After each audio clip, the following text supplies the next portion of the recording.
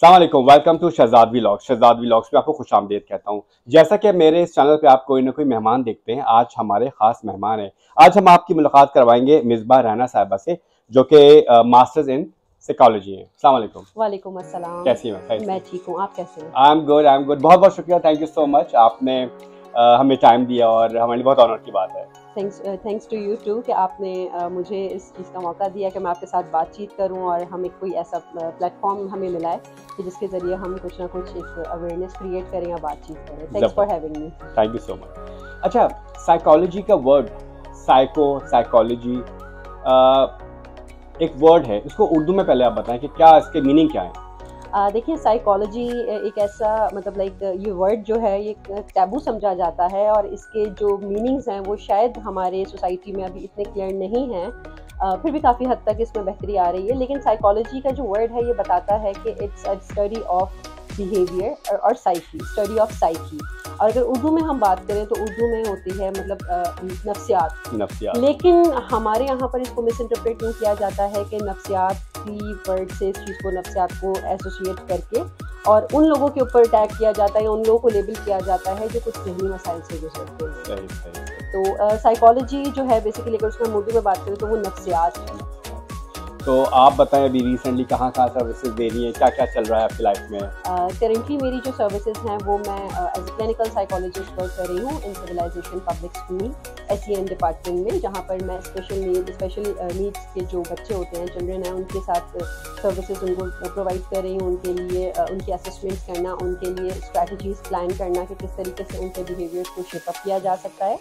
Previously मैं जो है मरकज़ी उम्मीद का में एक रोल प्ले कर रही थी, जिसमें clinical psychologist plus resource development manager के तौर पर मैं वहाँ काम कर रही थी। और मेरा जो वर्क एक्सपीरियंस रह चुका है as a clinical psychologist and addiction therapist in Sadaqat clinic विलिंग, लेकिन कराची में लोकेटेड है और बाकी पूरे पाकिस्तान में वो सर्विसेज दे रहे हैं एडिक्शन रिहेबिलिटेशन सेंटर। अच्छा, आपने ऐसे क्या सोचा या आपने जो साइकोलॉजी की तरफ आप आए, क्या जहन में ख्याल था कि आप देखते हैं सोसाइटी में लोगों को प्रॉब्लम्स क्रिएट है, मैं उसको रिजॉल्व करूं, या किस हवाले से आपने ये फिर फैसला किया कि आपको इस तरफ आना चाहिए साइकोलॉजी की तरफ? शहजाद साहब, इनिशियली तो ये था कि it was just a passion के मतलब या I want to study human behaviour and human psyche. मुझे पहले मतलब शौक होता था कि इंसानों को समझा जाए, सीखा जाए। But later on when I stepped in the field, then I got to realise, मुझे मालूम ये हुआ कि ये तो इससे आगे की चीज़ है।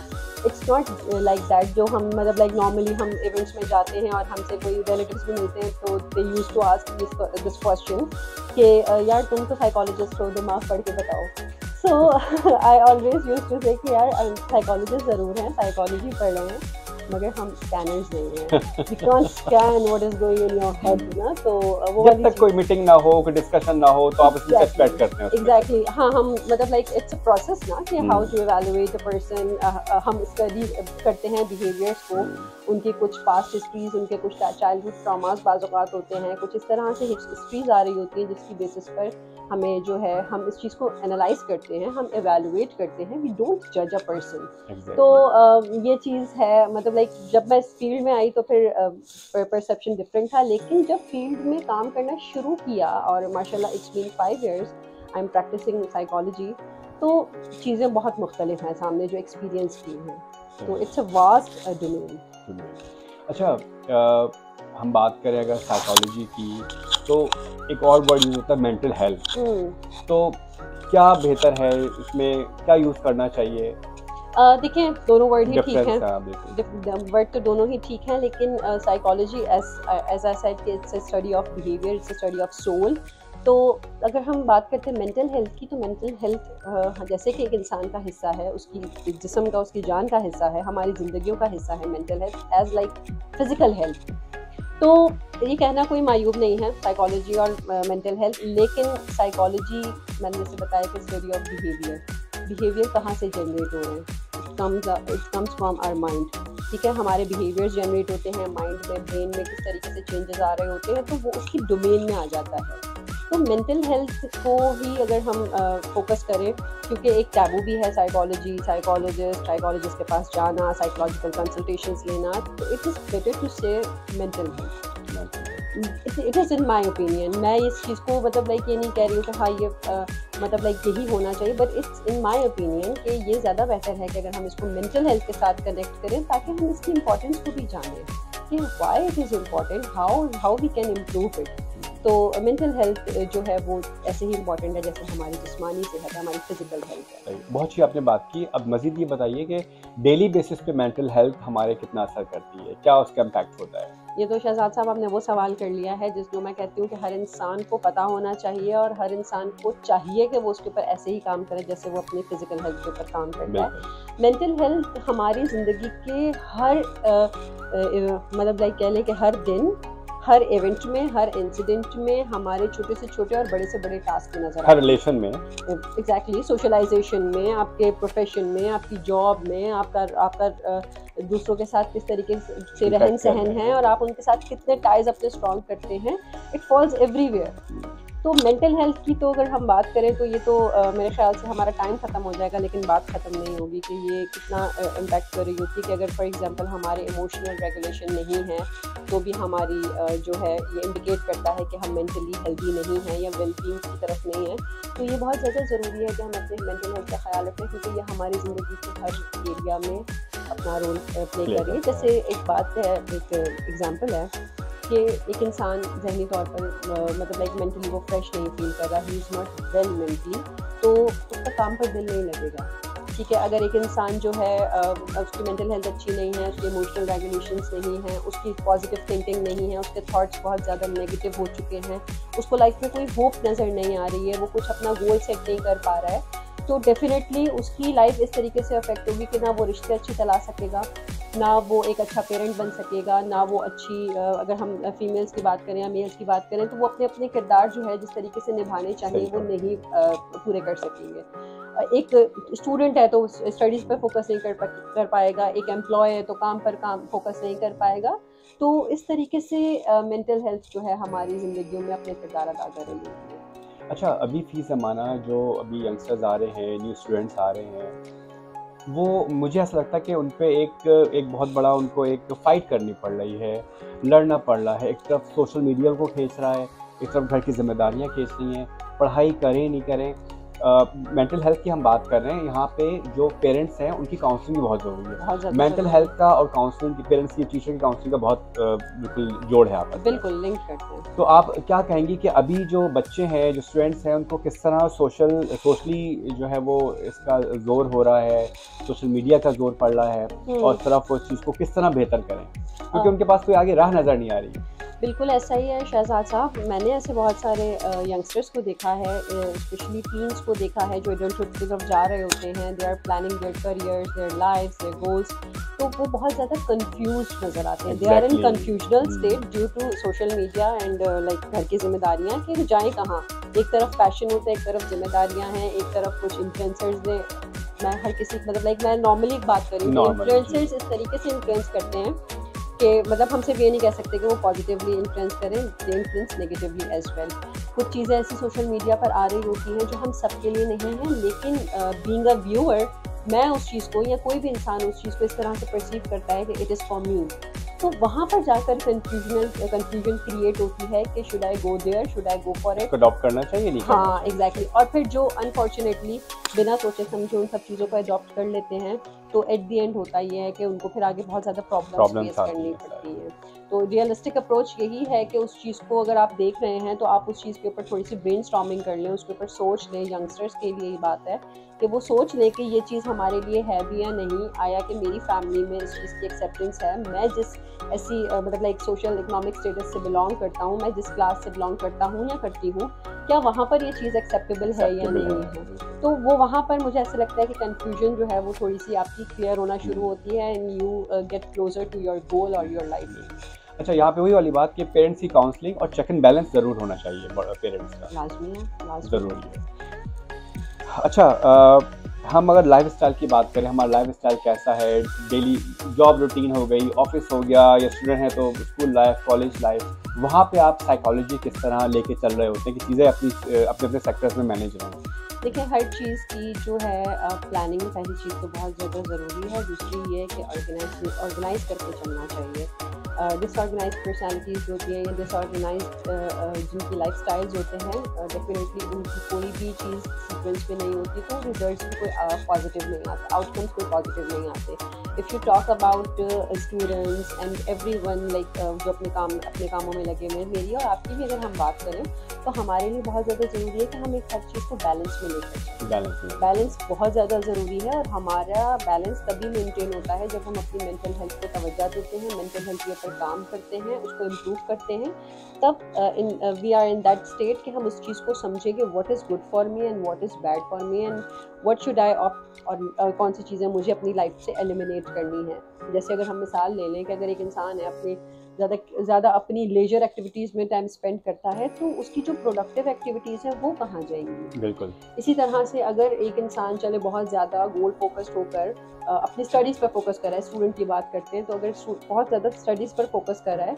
तो होगा क्या कि उसका मी टाइम नहीं है, उसका कोई ऐसा टाइम नहीं निकलेगा जिसमें वो अपने लिए कुछ कर सके। ठीक है, गोल के लिए तो कर रहा है and it is very good, they should do that, लेकिन अपने लिए थोड़ा सा टाइम निकालें। मतलब पूरे दिन को ऑर्गेनाइज इस तरीके से किया जाए कि जिसमें आपका फैमिली टाइम भी हो, जिसमें आपका मी टाइम भी हो, जिसमें आपका एजुकेशन टाइम भी हो, जिसमें आप अपने एकेडमिक्स को फोकस कर सकें।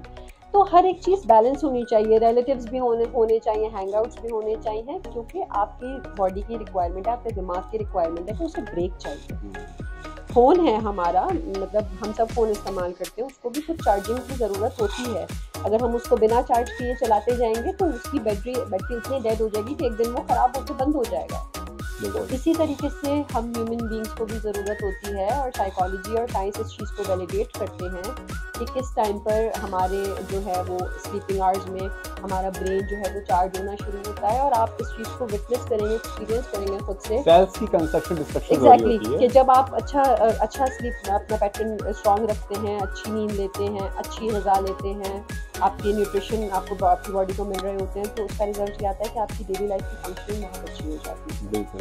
तो बैलेंस होना ज़रूरी है आपकी हर एक चीज़ में, आपके लाइफस्टाइल में, आपने किस चीज़ को कितना फोकस करना है, कितनी तवज्जो देनी है, और आपने टाइम सेट करना है। और जब हम इस तरीके से करते हैं तो हमारी मेंटल हेल्थ बेहतर होना शुरू और लाइफस्टाइल बेहतर हो जाता है, आपको खुद बड़ा कॉन्फिडेंट लगता है। इसमें एक और चीज़ भी हम लाइफस्टाइल में ऐड कर सकते हैं, एक्सरसाइज, जिसकी बहुत ज़्यादा ज़रूरत है। हम सबको फिजिकल एक्टिविटी की तरफ जाना चाहिए। मिनिमम लाइक हमारे हम मतलब लाइक जिनके साथ मेरा इंटरेक्शन होता है, अक्सर लोग कह रहे होते हैं कि जो है टाइम नहीं मिलता, जिम जाने का टाइम नहीं है। तो इट्स ओके, अगर आप जिम नहीं जा पा रहे हैं तो आपके पास चहलकदमी के लिए तो कोई सी जगह होगी ही, और आप 15 मिनट से स्टार्ट करें और उसको एक्सटेंड करें टू 60 मिनट्स। आप 15 से मतलब लाइक 15 मिनट से स्टार्ट करके 1 घंटे तक जब लेकर जाएंगे अपनी फिजिकल एक्टिविटी को, तो then you will be able to feel fresh. आपके ब्रेन में न्यूरो हार्मोन्स जब रिलीज होते हैं, जब वो हार्मोन्स रिलीज होंगे तो you will be feeling fresh. आप देखें जिस दिन नींद का मसला हो रहा होता है और जब हमें प्रॉब्लम आ रही होती है सोने में, तो अगर हम अपनी फिजिकल एक्टिविटी की तरफ तवज्जो दें, एक्सरसाइज कर लें, अपनी बॉडी को टायर्ड फील कराएं, तो हमें बहुत अच्छी नींद आती है। तो वो इसलिए आती है कि हमारे ब्रेन के जो न्यूरो हार्मोन्स हैं वो रिलीज होते हैं, और फिर हम जब अच्छी नींद लेते हैं तो उसका और प्लस पॉइंट हमें मिल जाता है कि सोते के वक्त जो हमारे ब्रेन के न्यूरो हार्मोन्स रिलीज होने होते हैं, तो वो भी रिलीज होते हैं, तो हमारी मेंटल हेल्थ को चारों तरफ से सपोर्ट मिलती है अगर हम अपने लाइफस्टाइल के ऊपर ही काम करें। और हम खुद ही अपनी हेल्थ की नहीं केयर करेंगे, मेंटल हेल्थ की केयर नहीं करेंगे तो डेफिनेटली ऐसा ही है कि हम इस चीज़ को इतना ज़्यादा तवज्जो नहीं दे रहे होते अनफॉर्चुनेटली, जितनी हम फिजिकल हेल्थ को देते हैं। अच्छा, अभी आपके पास भी काफ़ी केसेस आते होंगे, वुमेन्स के हवाले से मैं बात करूँगा, ख़वातीन के हवाले से। या तो कोई खातून जुल्म कर रही है दूसरी खातून पे, या वो सह रही है, तो वो माँ भी है, सास भी है, बहू भी है, नंद भी है। ये घर घर की कहानी, बहुत मैं ग्राउंड रियलिटी आपसे बात कर रहा हूँ ना। तो कुछ जगहों पे शऊर है, कुछ जगहों पे तमीज़ है, कुछ जगहों पे उनके अच्छे पेरेंट्स की तरबियत है, तो चीज़ें उनके घर में सेटल है। कुछ जगहें ऐसी हैं जहाँ पे एजुकेशन नहीं है, कुछ जगहें ऐसी हैं जहाँ पे वहाँ शऊर नहीं है। तो एक दूसरे की ज़िंदगी को मुश्किल बनाना, तकलीफ देना, टॉर्चर देना, घर का माहौल ख़राब करना, और उसमें बड़ी राहत मिलती है। इस चीज़ को कैसे जो है वो आप देखती हैं और कैसे इस चीज़ को सही किया जा सकता है? शहजाद साहब काफ़ी कंट्रोवर्शियल पॉइंट आपने रेज कर दिया है लेकिन ये है कि इसमें मैं इसको, क्योंकि हमारा आज का जो टॉपिक है वो इतना डिटेल में नहीं लेकर जा रहा, तो इसको शॉर्ट करती हूँ, कंक्लूड करके बताती हूँ कि देखिए इट्स ऑल अबाउट परसेप्शन, कि हम किस तरह का परसेप्शन रखते हैं। अगर तो जैसे आपने कहा कि सास बहू है, घर घर की कहानी है, माँ बेटी, इवन इस चीज़ को समझने की ज़रूरत है कि जहाँ पर दो दिमाग है वहाँ पर इख्तलाफात आ सकते हैं, इट्स नॉर्मल। जैसे कि वो एक मिसाल भी दी जाती है कि जहाँ दो बर्तन होते हैं तो वो बचते हैं, तो जस्ट लाइक दैट कि जब दो दिमाग हैं तो अपोजिशंस होंगी, मगर जैसे शऊर अगर हम अपने अंदर लेकर आते हैं, हम अगर इस चीज़ को अपने दिमाग में जगह देते हैं कि जो अगला इंसान है वो भी इंसान ही है और वो उसने भी अपनी ज़िंदगी गुजारनी है और उसके भी कुछ डोंट्स एंड डूज हैं जिसको वो करना चाहता है और जिसको वो नहीं करना चाहता, तो तब जाकर मुझे ऐसा लगता है कि ख़वातीन के बीच के जो मसाइल हैं ना वो हल होना शुरू हो सकते हैं। और अब मैं ये देखती हूँ कि काफ़ी हद तक शऊर वाली बात आपने कही है कि शऊर आ गया है, तो इस चीज़ को थोड़ी सी जगह दी जा रही है सास बहू वाले चक्कर को या मसले को, जो है ना, अब वो वाले इसको टिपिकली नहीं देखा जाता कि सास है और बहू है और नंद है। इसके लिए एक परसेप्शन मैं कहती हूँ पॉजिटिव ये है कि जिस तरह से माँ और बहनों के साथ हम अपनी एडजस्टमेंट करते हैं, हम उनका घर छोड़ इसार का जज्बा होता है, कुर्बानी का जज्बा होता है, मोहब्बत होती है, हमें थोड़ी सी अफेक्शन हम दिखाते हैं रिश्तों में अपने, मतलब लाइक घर जो ब्लड रिलेशंस होते हैं उनकी बात करें, तो क्यों ना हम अपने ससुराली रिश्तों के लिए, लॉस के लिए, नंदों के लिए, सास के लिए ये वाला जज्बा रखें कि मेरी माँ भी तो डांट देती है मुझे, और मुझे ऐसा लगता है कि माएँ ज़्यादा डांटती हैं सासों की निस्बत, लेकिन उनकी वो चीज़ काउंट नहीं की जाती। जज्बा है हमारा, कनेक्शन है, हमेशा से उनके साथ हम उनके अंडर पले बड़े होते हैं, तो वो वाली चीज़ एक्सेप्टेड होती है। लेकिन अगर सास कुछ कह देती हैं तो उस चीज़ को बुरा माना जाता है, तो आई वुड से कि it's like opposition of perceptions. जिस नज़रियात की तब्दीली की बात है, अगर हम नज़रियात को तब्दील कर लें तो चीज़ें, ज़िंदगी आसान हो सकती है।